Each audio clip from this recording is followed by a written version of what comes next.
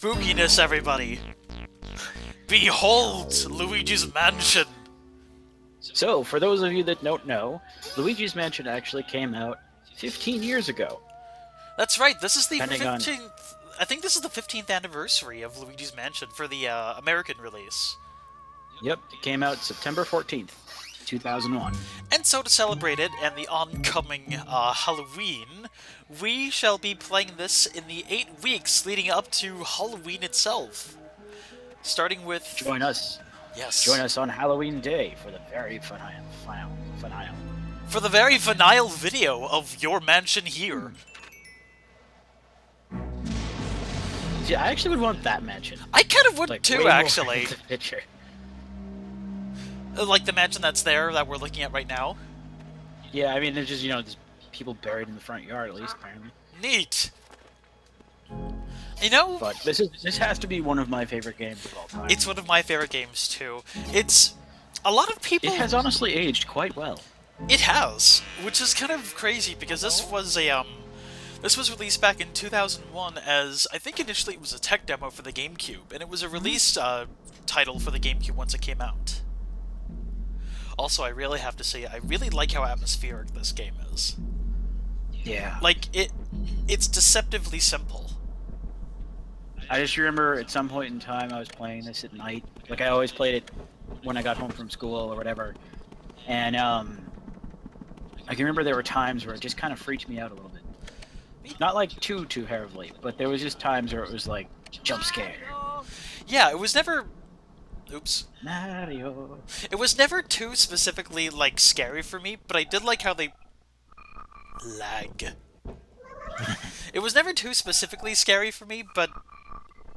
Yeah, that happens whenever I open the door, so you're not going to see that animation too often. Okay.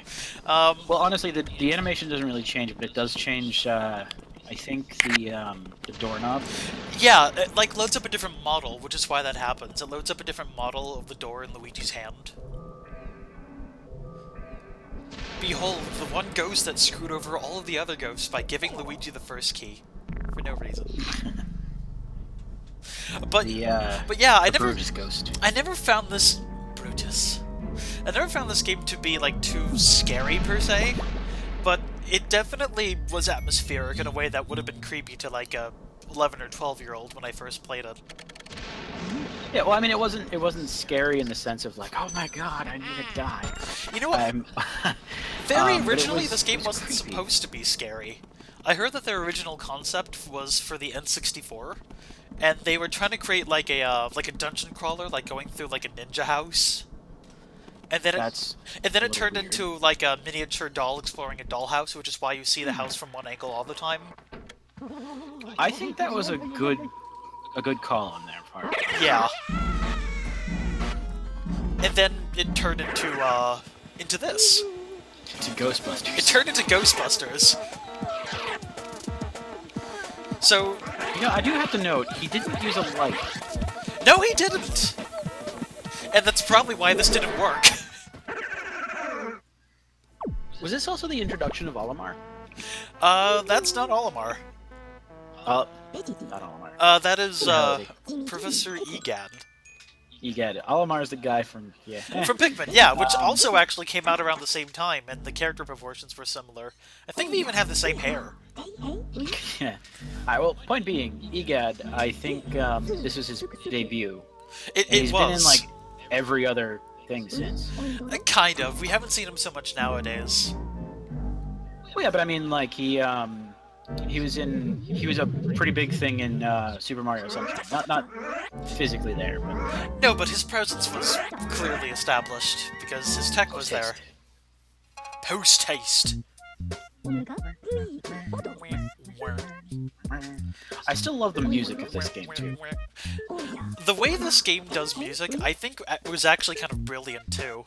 Like, it has good music, but it knew how to pace itself. Like, you can have points in the mansion when it's completely quiet and you don't really hear anything. Yeah. Yeah. It's also worth noting, I think, that one of the main music directors for this game was the same person who did the music for Animal Crossing. Yeah, that makes a lot of sense. So you can hear a lot of musical similarities between the two games, actually. Did Animal Crossing come out after or before this? After, this game was a console release for the GameCube, and I think Right. Animal Crossing came out about 2002, 2003. I still like Animal Crossing, but I think this is what I think of when I think of the GameCube. Definitely. Like, there are a few games for the game. Yeah, Melee. But this is one of the. This game has. I have very fond memories of this game. By the way, just so. I know we've basically talked over what's happening. For those of you who may not know what Luigi's Mansion is, basically Luigi received a mansion as a prize for a contest he didn't enter. And Mario went to go check it out. And he disappeared, so Luigi's here now, trying to figure out what's going on. And there's ghosts! And then, even scarier, this old man showed up and has trapped Luigi in this room full of ghosts. Essentially, what the training is saying is you can use your flashlight to point at the ghost for a second. It'll expose their heart, as you'll see in a second, and that's when you can catch them. Precisely. The number on there is essentially their health. It goes down to 0. You can catch them. And then when you are catching him, it's kind of like fishing, where you have to move the control stick back and forth. And if you get dragged off too much, you'll lose them basically. And yeah, so when you're in a boss battle, the how much you take off of their health per thing determines kind of a grade, and that'll get into that I think after this.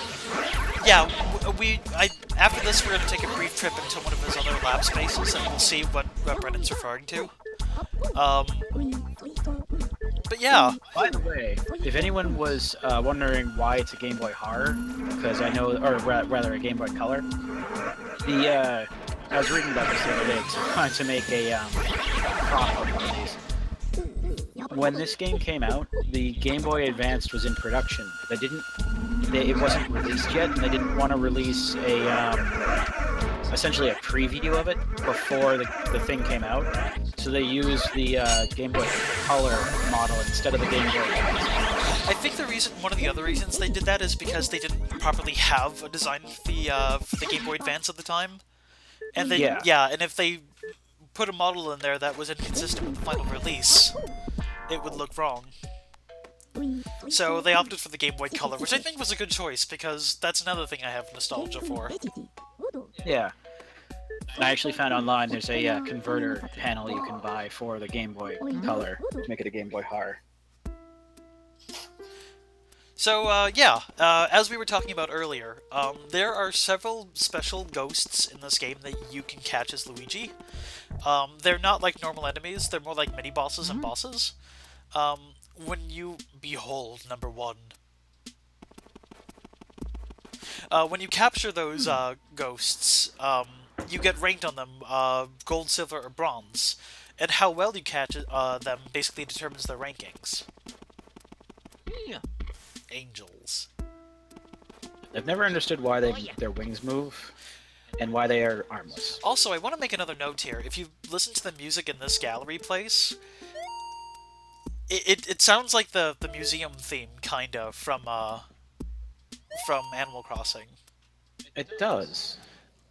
Both games had very similar musical direction, which is kind of crazy, because their themes were incredibly different. Also, Leon is displaying something that's actually kind of cool, that's sort of unique to this game, and that's first-person mode.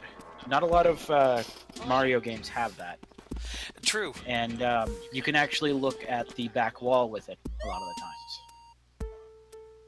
The funny thing is, it's also technically just a high-res photo of a Game Boy Color. Which is fine with me. Like, back in the day, when, like, before this game, we had the N64. So that looked awesome back in the day. It still looks pretty good. It still does. It's an impressive... It looks... I think it was a really unique way to show their product like that. And as Brennan noted, I'm not sure if he's completed this project yet, but he was trying to actually build, like, a model of it, of the Game Boy Horror. Yeah, well, it turns out that for, I think, the 10-year anniversary, they actually, or it may have been the release of Luigi's Mansion Dark Moon, the sequel of this game. They actually made a working Game Boy Horror. So it Lag. had lag. Um, So it had it had the camera and it had the light and stuff like that, but it was like $150. and on that note, we will get into more of this later, but this episode is nearly at an end. Um, we will be releasing this up to the 8 or so weeks up to Halloween, so until we do, this is Ardwick, and that's Brendan. And BCD. And whatever. And we are signing off. Stay tuned and good night, everybody. Good night.